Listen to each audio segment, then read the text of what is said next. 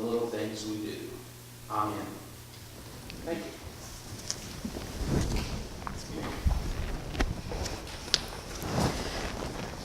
Thank you, Eric, and young Presbyterians. I will give you your drawing prompt right away as you're going back to your seats.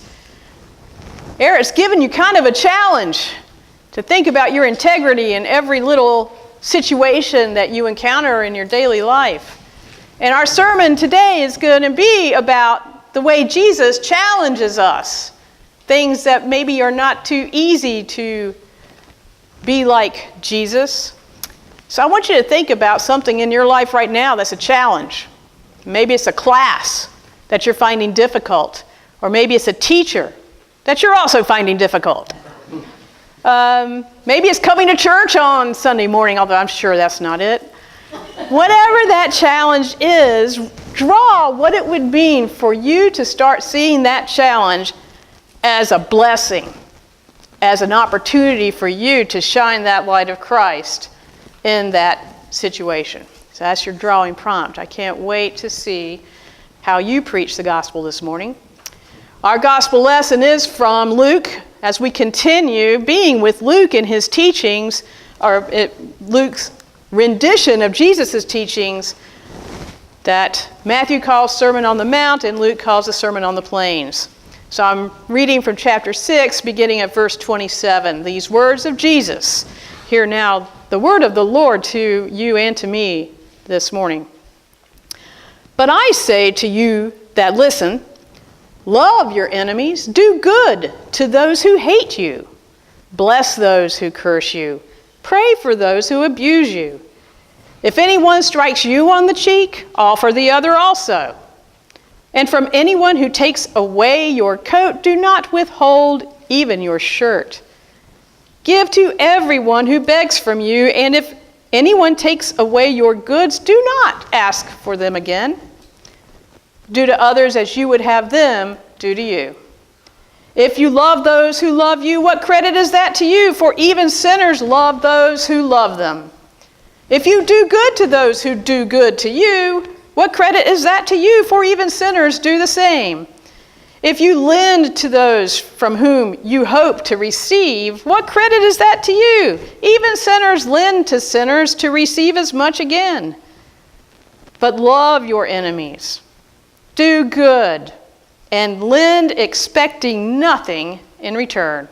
Your reward will be great, and you will be children of the Most High, for He is kind to the ungrateful and the wicked.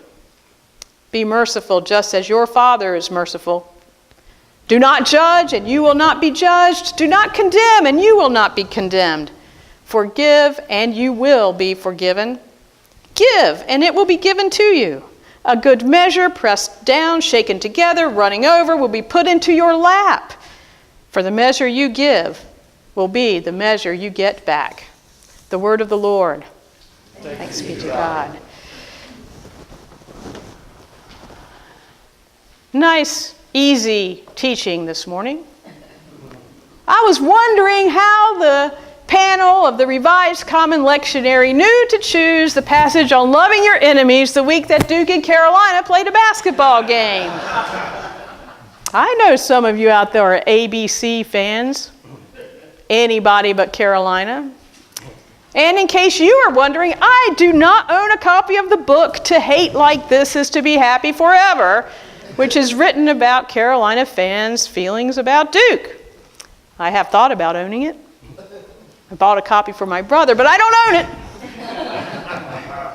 But there have also been a lot of, if you're not into college basketball, perhaps you're into the Super Bowl, and a few people were not real fond of the Patriots this year. Getting a little tired of that. Sports rivalries seem to be a way that our society can hate without any worries about that. No moral ambiguities whatsoever. Jesus' teachings this week are difficult. What I just read is difficult. It's about as difficult as anything we'll find in Luke's gospel. Love your enemies. If that's easy for you, you should be up here. Any takers? Thank you, because it's hard for me too. Do good to those who hate you. Pray for your abuser. Don't try to retrieve what might be stolen from you, and give without expecting anything in return. And then to top it all off, we're not to judge lest we be judged, and we're to forgive if we're to be forgiven. This makes my eyes glaze over and start thinking about basketball. It's hard. And what strikes me about this opening verse 27, and that we just heard, is the way Jesus starts this difficult teaching. I say to you that listen. Now, if you remember from last week, we already heard right before this, the verse right before Jesus says this is, woe to you if everyone speaks well of you, if everyone agrees with you and thinks you're in the right, because that's how people treat prophets when the prophets tell them what they want to hear. You know, when someone tells you what you want to hear, you don't have to listen. You're like, yeah, we're good. On to the next thought. It's easier. You just want to hear that you're right. Our vision statement, the one that the session is pondering and taking back to the work in the committees to ponder with them, is talking about listening and learning and sharing and serving. And it intentionally starts with listening. That was perhaps the least debated decision in the whole mission study process. The mission study team had no disagreement whatsoever that we have to start with listening. If you're listening for the information and perspective that you don't necessarily share because this other person is on the opposite side of the aisle from you, you're hearing Jesus and seeking to follow. At the session retreat a couple of weeks ago, in case you didn't know, elders spent 6 hours on a Saturday trying to listen to what God would have us do to bless this congregation and this community through our work together. And to get them started in that kind of activity, I asked them to do a listening exercise in which I paired them up, and each elder got 3 minutes to answer some questions I had up on the flip chart, and the other elder's job was just to listen, not to respond, not to think of anything to say, in agreement or disagreement, just to listen for 3 minutes and really try to hear where this other person was coming from. And then we did the other 3 minutes, which they switched. And then we did another listening exercise where they did that about the church and really tried to listen to one another. And at the end, I asked them, so, what was that exercise like for you guys? And every comment was, man, it was hard to listen. I got distracted. I started thinking about the coffee. I started thinking, when I heard something, oh, I know what we could do with that idea. Or I started just thinking, how long am I going to be here? And I didn't ask them what was hard about the listening. I just asked them what their experience was, and their response was all about how hard it was to listen. Some of you might relate to that right now. So that's where our vision starts for this church, to listen. Because it's difficult, it's a challenge, and Jesus challenges us even with that very same thing to those of you that listen. Just the difficulty of listening. Much less, before we even get to loving enemies, much less forgiving those people who have wronged you. You are not a Christian unless you love a challenge. Because challenges make us rise to an occasion, kind of like how we see the Spirit working through us to get more honest, more real about who we are, what we can do, what we cannot do. And those following the way and the truth and the life really love that. So here's how I would say, entering into these difficult passages today, Carolina fans should love Duke, because there wouldn't be any reason to write books about the rivalry if Duke wasn't such a challenge that brings out the best. Duke fans should love Roy Williams and take him out to lunch. and talk about what a great thing that you are inspiring a team that challenges us to be better, that teaches us how to learn the game in a whole new way. We should love those whose views conflict with ours in a way to help us see our shortcomings more clearly, things we need to think through more.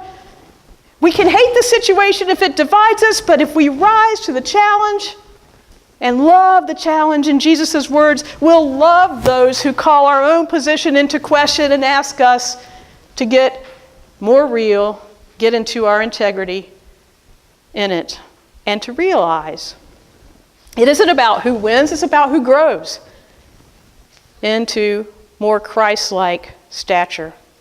The call of discipleship is to listen and learn first, and then share and serve as that listening and learning teaches us what God would have us to do. So the session in our retreat tried to apply that to the mission study report that you all hopefully have received and even hopefully have read electronically or by asking the office to print you a copy. While we were doing that, we were examining our social justice, our social action call that this congregation feels very keenly and does so much good work in. And the question that came out of that pondering was, do we do this outreach for others, or are we doing it for ourselves to make ourselves feel better? Don't you just love that question? That's the sort of pondering and self-examination and listening that we are called to do, even as we are called to go and be ministers to those in need. If we spend more time listening to them than rushing to action, then we might actually hear what they really need and not what we think they need. I think we did this well at Fairview, partnering with other organizations who were hearing needs in a different way, listening to them, but most importantly, listening to that community and inviting leaders to rise from that community to lead that effort. So you see where this is pointing. Freedom from trying to impose our will and our own interpretation of God's Spirit, to opening to the Spirit, letting go of our need to control what that is, and allowing the Spirit to lead us through an encounter with someone else's reality that is not going to be the same as ours, and seeing that as a gift from God. What freedom. Thank you, God. So after this worship service, when you go in to the chili cook-off in Strudwick, you'll have an opportunity to actually play with these difficult passages, these difficult teachings. Annual meetings are about what we gave and what resulted from our giving. You gave your time, money, and talents last year in so many ways. And what does that whole picture look like? What does it say about who we think we are and what we're called to do? You'll have an opportunity to act on Jesus' words and our vision statement right next door in just a little bit. Really listen to what's presented as if that's the most important thing God is asking you to do in that moment. Try to hear where the Spirit comes between where you're hearing what's presented and what you thought we were doing, and play with what's in that gap. What's the Spirit doing with that? You can act on these words of Jesus if you sit next to somebody with whom you've had some disagreements over the years about what we do as a church, and just listen to where they are today, instead of assuming that you know that. And if there's anything you hear today that you disagree with, you can state your disagreement in a way that's about growing in understanding and grace instead of trying to figure out who's right and who's wrong, because it is about growing in discipleship as we navigate those right and wrong waters together, finding ourselves on one side or the other all the time.